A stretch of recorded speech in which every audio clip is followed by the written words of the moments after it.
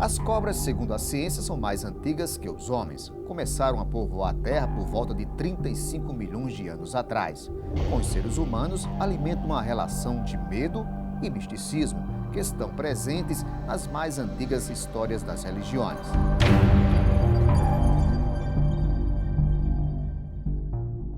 O grupo das serpentes é um grupo extremamente envolto por mitos que as populações, de forma geral, criam, já que é um grupo bastante cercado de misticismo e que traz até de histórias de religiões, da história da humanidade através do tempo, né?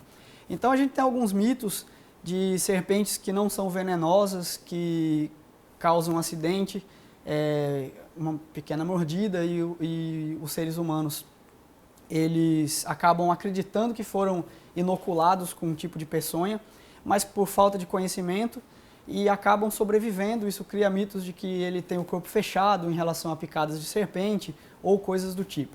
Também existem outros mitos em relação a isso, que é o que a gente chama de bote seco.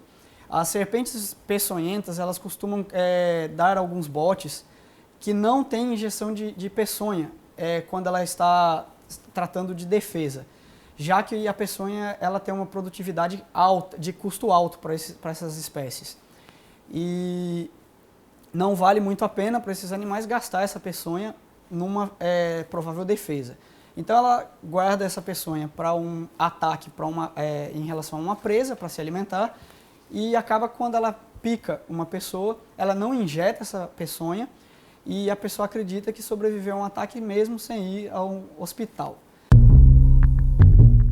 No Brasil existem pelo menos 392 espécies de cobras, sendo que 63 delas são consideradas peçonhentas. As mais perigosas são a coral, a cascavel e a jararaca. A gente conhece aproximadamente 400 espécies de serpentes no Brasil e a grande maioria delas produz o veneno, só que a considerável minoria, oferece risco médico ao ser humano. E nós temos algumas potenciais espécies, as 4 principais espécies, nós podemos dizer assim, que são essas 4 aqui, que seriam a surucucu, a cascavel e a jararaca, que são 3 animais da mesma família, da família dos viperídeos, e as corais, que pertencem a outra família, uma família chamada Elapidae. Dentre essas 4 espécies, a que oferece maior risco ao ser humano pelo número de acidentes e pela agressividade da espécie são as jararacas, por serem animais bastante comuns nas regiões antrópicas, que são ocupadas pelo ser humano, e por serem animais mais agressivos e de grande potencial de encontro, já que elas buscam por alimento em ambientes antropizados, principalmente roedores, né? Os ratos, até alguns marsupiais em áreas de mata, pequenos mamíferos, de forma geral. As outras espécies também registram acidentes para o Brasil, mas num número muito menor, principalmente no caso das corais, que tem um veneno bastante potente, mas que é um animal quase nada agressivo, um animal que não dá bote. Ela, ao contrário dos viperídeos, ela não dá bote, ela só causa acidentes se a pessoa tentar manuseá-la ou por acaso pisar descalço em cima do animal por acidente, ou sentar em cima, ou algo do tipo. Já os viperídeos são animais mais agressivos, com um bote, elas alcançam uma área maior de bote. Então, alguns animais como a surucucu têm um alcance extremo, que ela consegue atingir até 2/3 do corpo, da medida do corpo dela em bote. E são animais grandes, atingem até 3 metros de comprimento. Então, um animal desses com 3 metros de comprimento tem um alcance de bote bastante longo. E existem grandes diferenças nos efeitos do veneno de cada uma dessas espécies.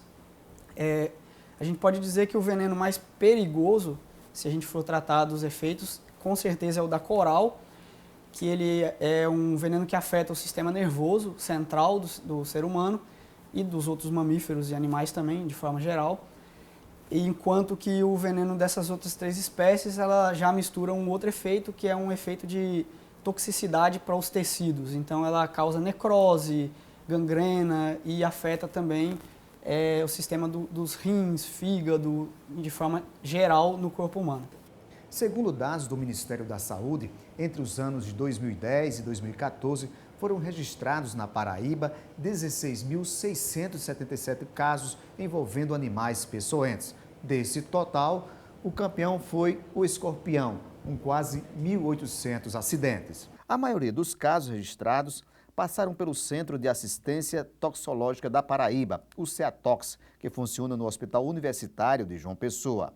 Aqui, todos os dias, o telefone toca e do outro lado da linha, alguém que sofreu acidente com algum animal peçonhento. Ok. Quantos anos tem o paciente? Certo. Então ele refere que foi uma picada de escorpião, foi? Ok. A gente vai pedir para o senhor aguardar um momentinho para a gente fazer a pesquisa no nosso banco de dados. Em um minuto eu volto aqui com as informações mais precisas sobre o caso, certo? O CEATOX é um centro que foi criado aqui pela Universidade Federal da Paraíba no ano de 1986 pelo Departamento de Ciências Farmacêuticas, né, que funciona no Centro de Ciências da Saúde. O centro ele funciona como um serviço de informação, basicamente, onde a população, né, ela pode fazer uso, né, ou se valer do centro para retirar algumas dúvidas sobre as questões de acidentes com animais peçonhentos ou sobre a exposição a produtos químicos de uma forma geral. Tá? Então, basicamente, como nós trabalhamos com informação, o serviço por telefone ele é muito solicitado, tá?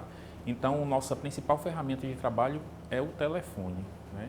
Então, a população ela pode ligar nós temos basicamente dois números, né? Que é um 0800 722 6001 e temos o 3216 7007, tá? Então, por esses telefones, a população pode ligar para retirar dúvidas sobre exposições com plantas, tá? Com medicamentos, produtos químicos, domes sanitários, drogas de abuso, tá? E os acidentes com animais peçonhentos, cobras, aranhas, escorpiões.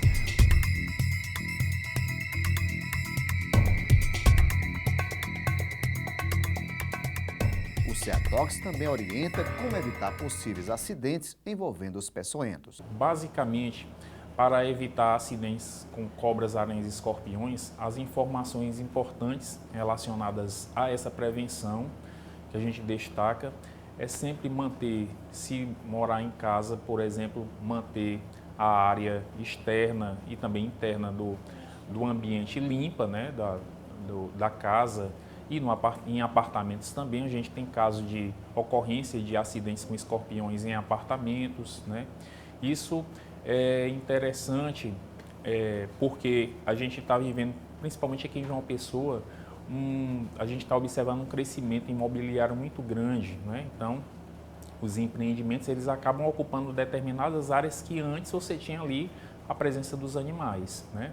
Mas, por exemplo, a questão dos escorpiões, basicamente, ela está muito relacionada ao acúmulo de lixos que acaba atraindo insetos e esses insetos são os alimentos desses animais, né? E aí você tem uma proliferação grande. Escorpiões eles se proliferam muito rapidamente, tá? Na natureza, todos têm o seu espaço. Por isso é importante também que o homem possa preservar e respeitar os animais. O nosso planeta termina aqui. Obrigado a todos e até o nosso próximo encontro.